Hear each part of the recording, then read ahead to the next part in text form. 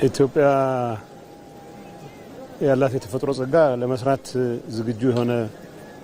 አመራር የአመራሩን መንገድ ተከትሎ አመራሩንም ጭምር ገፍቶ ወደ ልማትና ወደ ስራ መግባት የሚችል ህዝብ እስካለ ድረስ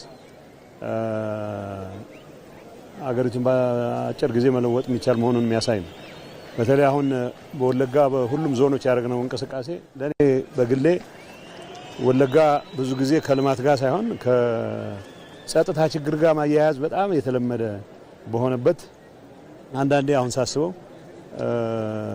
ከአንድ ቦታ ወደ ሌላ ቦታ መንቀሳቀስ ማስቸጋሪ ተደርጎ የሚሳልበት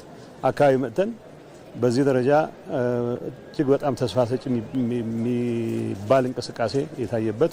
ህዝቡም የታየውን እንቅስቃሴ ማድነቅ ብቻ ሳይሆን የበለጠ